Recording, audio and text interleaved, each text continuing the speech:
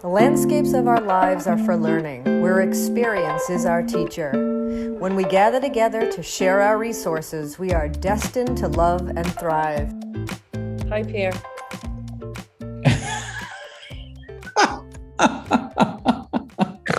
Good morning. Good morning. Good morning. Good morning. Good morning. Gosh, what are we going to talk about this morning? Let's talk about food. Food. Yeah. And our relationship to food. Well, truth be told, we always talk about these things before we hit record. So we were just That's talking true. about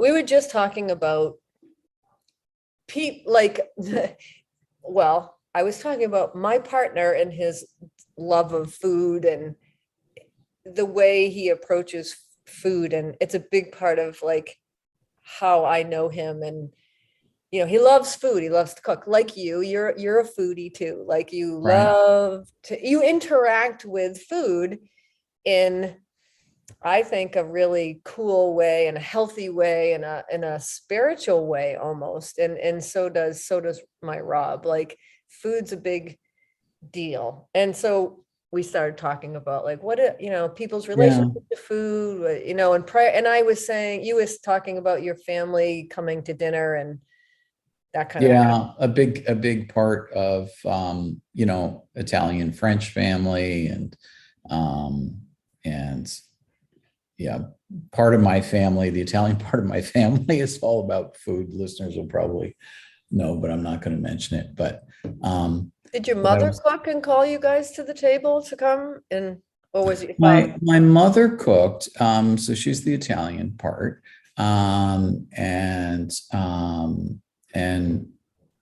her maiden name's Tucci, so people can figure it out. But it was both my mom and dad. When food was served, it was a courtesy, and you were pointing out to me that it's more than a courtesy. It's an honoring, and I think we got that as kids, that when you're called to the table, you come. It's respectful to the person who cooked the food, and I think you were mentioning, and I'll let you talk about it. The fact that it's a communion, it's a gathering, and related it to yoga through Rajashree or something. Yeah, no, I just remember I went to a seminar about yoga, and Rajashree Choudhry was there giving the seminar, and she was talking about what yoga is, and got into this conversation about in India when she was a little girl. It was just part of their culture, and a very, very important part of the culture is to come together, a coming together, a union of people in one place and around food, which comes from the earth. We're made of the same stuff. We will consume, together, and put that food into our bodies, which will become part of who we are. And if you conceptualize and think about food in that way, and really think about that, like, yeah, true. So it is a sacred spiritual practice, that is about union. Yeah, So I just thought that it was obviously striking to me at the time, because I remember it. yeah. I studied anthropology in college, and the rituals around food were important to culture. Mhm. I think Claude Levi-Strauss, this kind of kooky French anthropologist, I might be getting this wrong or right, had a book, The Raw and the Cooked, or something like that, the difference between different societies. But I guess the point I'm trying to make is that through history, food hasn't been readily available like it is today. Even our grandparents' generation, they had a much more close association with food that was grown locally. It just didn't sit on shelves, endless rows of shelves in Yeah. large, big box stores or gigantic supermarket, endless variety. And I think that some of the sacred around food has just evaporated because it's so available, and we just munch and snack and do all these different things. Yeah. That gives us a different relationship with food. And we don't really have to go into the whole obesity thing, but it's a huge problem. Well, I think, I just heard a quick clip from Jordan Peterson was talking to his daughter about about the swimsuit model issue. They put a heavier looking woman on the cover, and controversial about, about this full figured woman and whatever. Anyways, Yeah. talking about but he was saying, like, it's great. We fed the world, and nobody's hungry, and this is good. Like, we've done all this stuff with food around farming and so forth. But now on the other side of that, now we have an obesity problem that needs to be dealt with. And Yeah.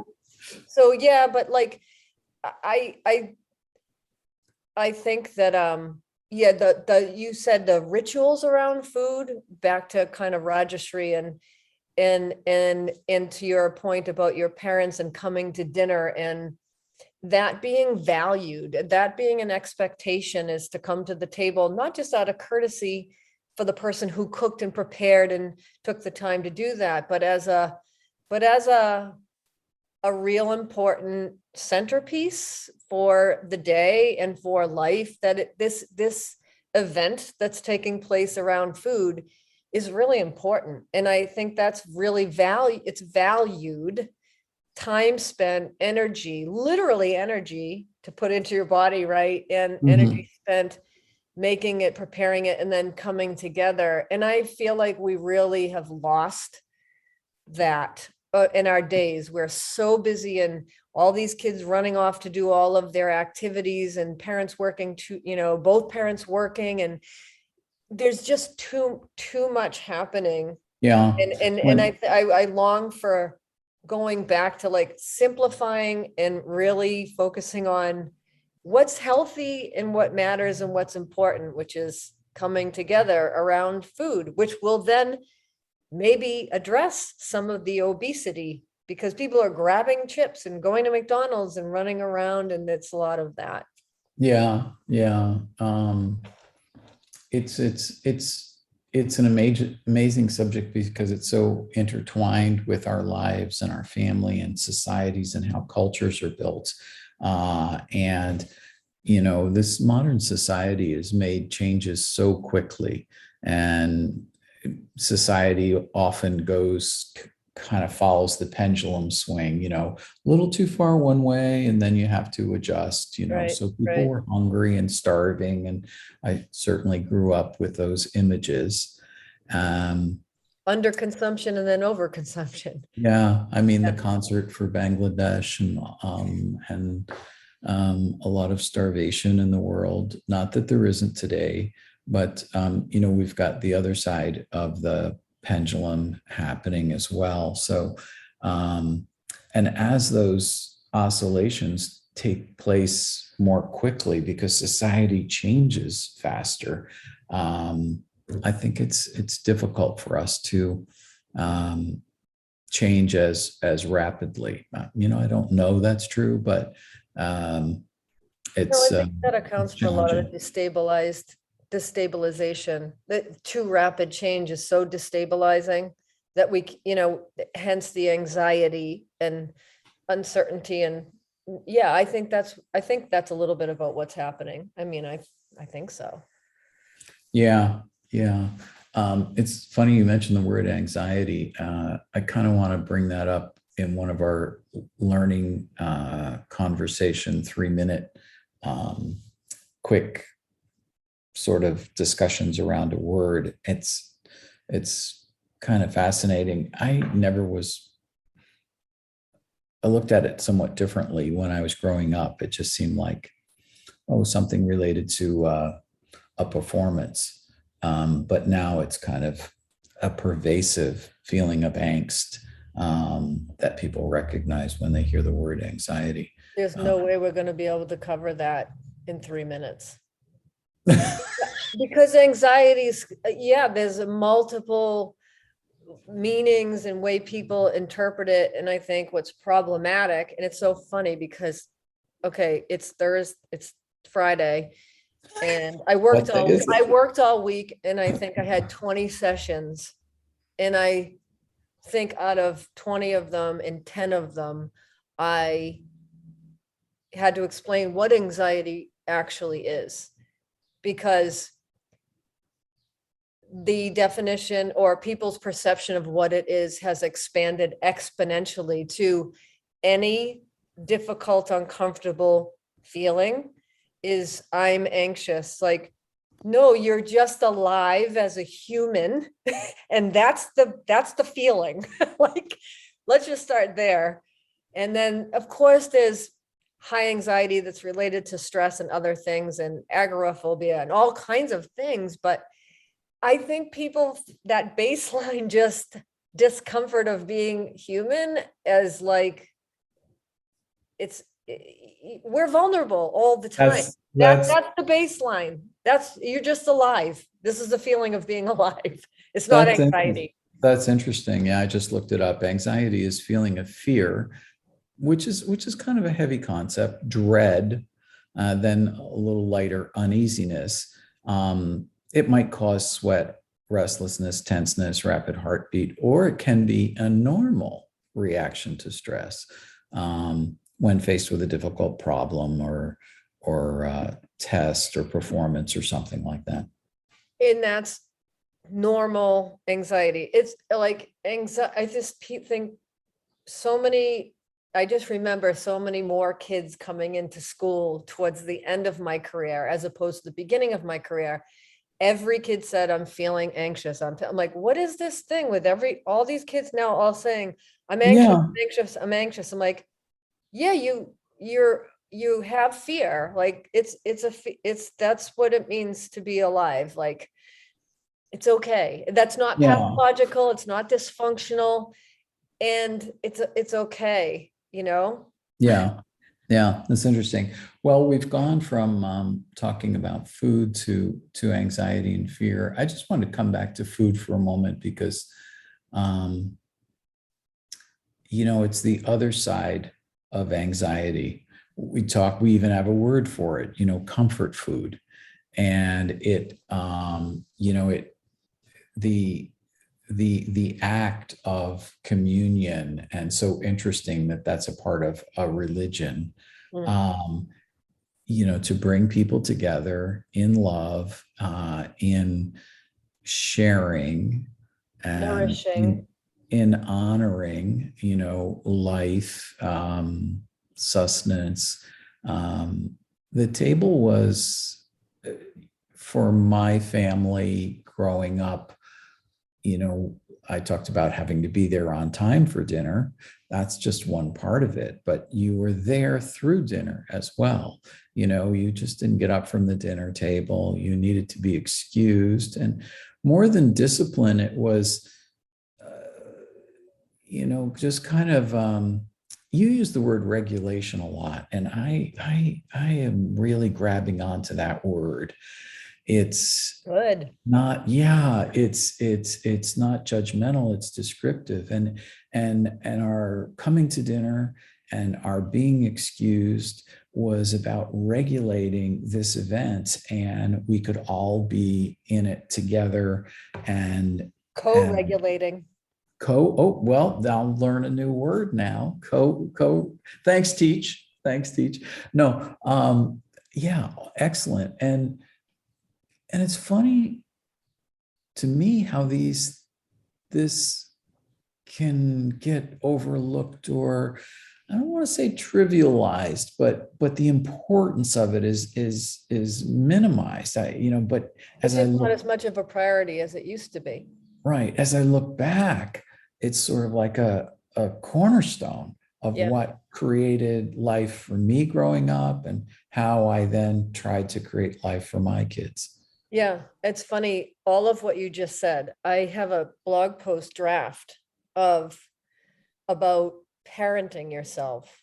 I haven't posted it yet because I still am revising it, but literally you just described a lot of, well, we learn self-regulation to manage our anxiety, our existential being a person anxiety through structure in order and these rituals, and it's with other people, it's with our attachment figures, it's with our parents, it's with our siblings, it's with our families, and that's how you learn to quell your own anxiety. You learn to self-regulate through co-regulation your whole life. And the structure and order of your home and those rituals and routines are what you just said enabled you to have some order within you, right? And then to pass Mhm. that on to your kids to raise them to be healthy and regulated and connected, and it's funny, it's not funny that it's around food. It is nourishment, literally energy and Mhm. connection, but it's in community, it's with people. And go back to like we were talking about with altruism or whatever. It, we in an evolution and competition and cooperation, like yes, we have both competition and cooperation to survive, but like we're just, yes, we're individuals, but we are so attached and connected We're a to pack, yeah, other we're a people. community, Yeah, right? yeah. Right. I think the other interesting thing about food, um, not the, and another interesting thing about food. See, I'm learning conversation. I'm now actually thinking about prepositions. Who knew? It makes me Anyway, happy as the English teacher. I know I can see you smiling. Another interesting thing is its periodicity. So it happens a few times a day. It happens regularly. Then there are these feasts that are kind of, very special Special events, occasions. yeah. They come up. Um, when I was raising three kids and they're 1 year apart, um, I had lots of ideas about what they were going to be. Um, I was a little bit older, and two of the children are adopted. So it was a good exercise for me in setting aside my expectations to just see them for who they were and help them develop to be the person that they wanted to be. But coming back to food and whatnot, when I did have some outsized expectations about what they should be watching or what they should be learning and all the rest of this, I really had to get grounded. And popular culture just swarms in all around you, and we weren't that regulated a family. My wife was very ill, and so when I boiled it all down to how I was going to parent and what was important for the children, food came up at like number 2 on the list. So you have to be a responsible citizen. And then, if you can cook and feed yourself and be a healthy person, and the third one, some financial responsibility that kind of goes into healthy, contented individual, responsible citizen. I remember what the third one was. Clean the house. I guess that also goes into responsible, but cleaning, teaching someone how to take care of themselves and their space around them. And I stopped right there, and I thought, hey, if they're a responsible citizen in society, if they are eating and taking care of their health and their space around them, then they've got the basics and off they go. Yeah, Yeah, well, that's what Jordan Peterson always says, clean your room. And it's a funny thing. But that's what he's talking about, is that order creates regulation. And when you give those gifts of modeling and teaching your kids those skills, that's how they will be in it. That's managing anxiety. Like, I have clients who, if they're little, if they're young, I've got to talk to the parents about those things at home. Are they eating at the same time?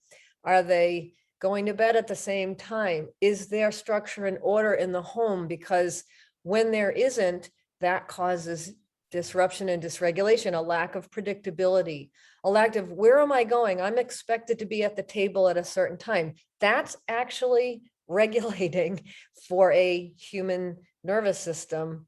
And so I'm putting clinical kind of terms on that, but it's built into us, and food and gathering together at a certain time, before the sun goes down, and then the day winds down after dinner, and all of that is very calming. And it's that basic. So we're saying treating mental health issues, it's not just talking about your problems, it's actually that concrete stuff: food, coming together, people, safety, organization, discipline. It's what helps manage anxiety. So it's funny Yeah. that we ended up talking about both, but it makes perfect Well, sense. I love these conversations. It's Nourishing and nurturing, and right. it's our podcast is learning conversation. The focus is on, the connection between mind and body health, leading to spirit and maturity, self-realization, I guess.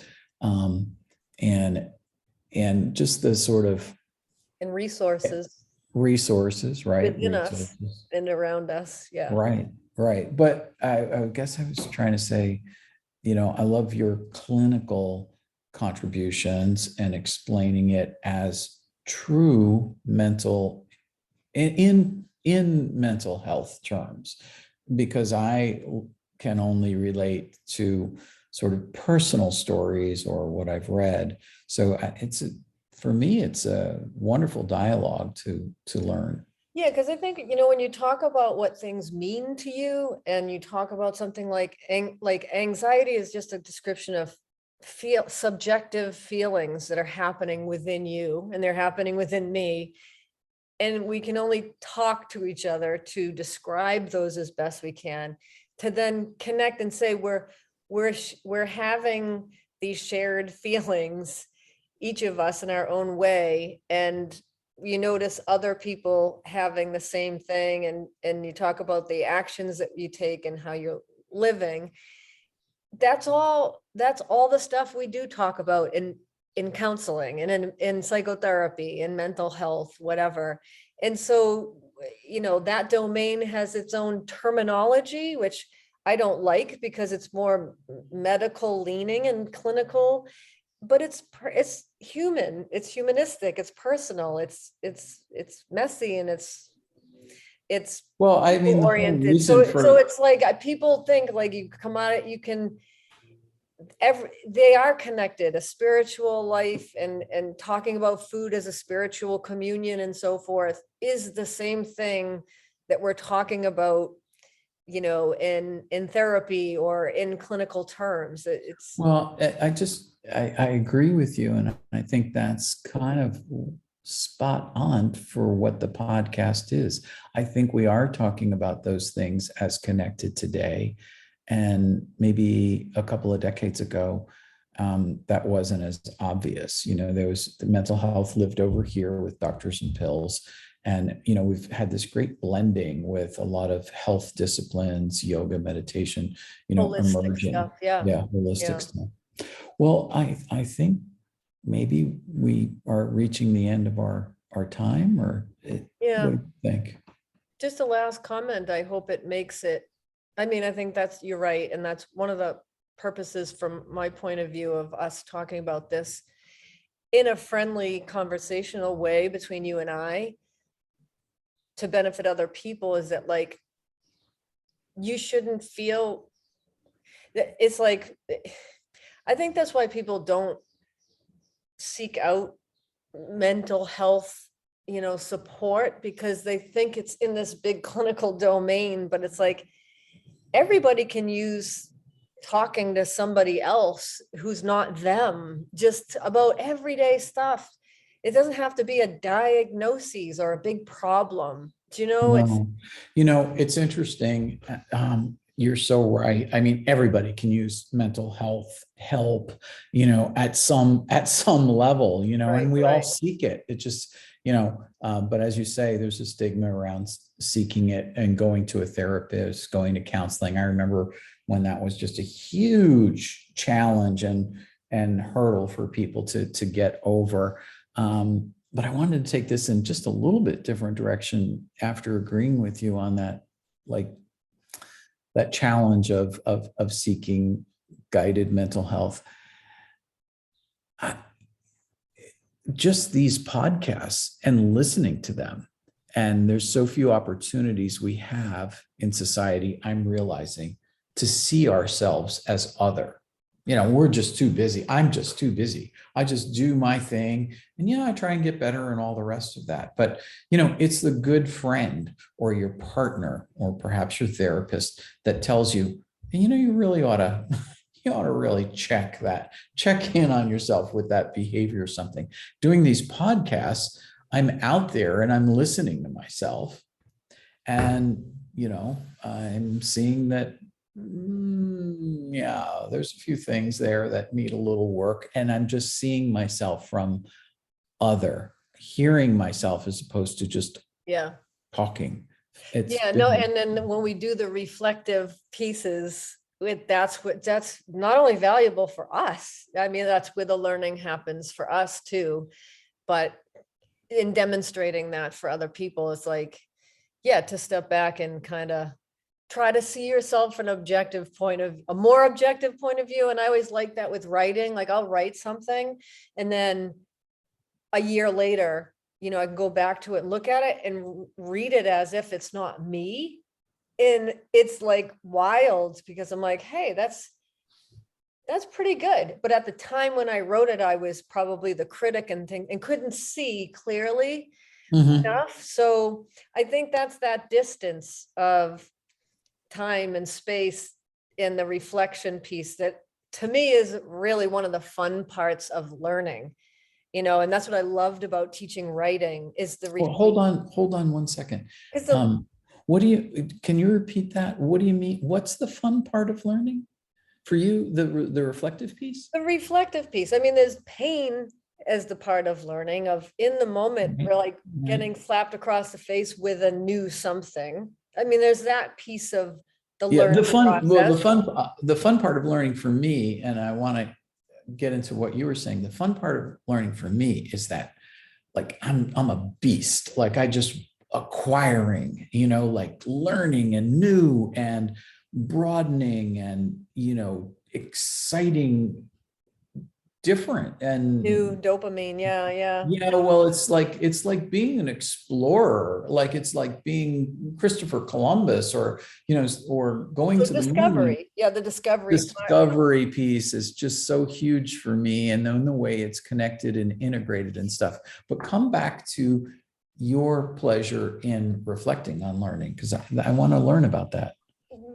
It's maybe not the second part, but it's another part. I love that too. I love the new part, the discovery as well. From the known into the unknown is exciting and can be scary and agitating, but then taking the time to go back and look where you were, because then it tells you where you are now, and you go, in the difference. And I think that's cool. It just, I guess from a writing point of view, all writing is revision, as Stephen King says, and it's the full context, and it's the learning keeps going, because it's always a dialogue of when you reflect and go back to an original piece that you wrote and you read it with new eyes, you realize, like, that's cool. I'm different now. I'm reading with different eyes. I'm in a different place. You can even remember we talked about reading Anna Karenina. You and I remember we had a conversation. It's really funny because we almost started this with Anna Karenina. That's That's pretty much how this started, because I've read the book, I think 5 times, and I know it has to be 5 times because there's 4 translations that I've read. and I've read it 3. Constance Garnett and was the first. There's another one. Then I had a complete works of Tolstoy, which I more or less read through. And then I read the new translation within the last 15 years by I think it's a French and Polish or Russian couple, which takes out some of the Victorian beauty in the prose and leaves it more in Tolstoy's original serialized plain English, and it's super powerful. But we talked about how when I think I said to you, I read that at 3 different periods of my life: before I was married, while I was married, and then after I was divorced. And like how I realized how different I read that and interacted with that text and what it meant for me. And then I realized where I was in my period of life. And so I love that. I think that's wild. Right. Maureen said this to me, and absolutely head exploding emoji, because I read it in the same different periods of my life. It was my favorite book when I first read it. And for me, it was all about,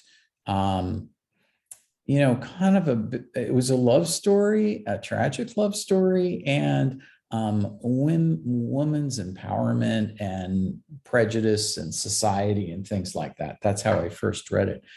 After I was married, divorced, had children, I read it much more plainly, without the overlays of youth and romance. And, at the time when I was young, there was a lot of social change in the 60s.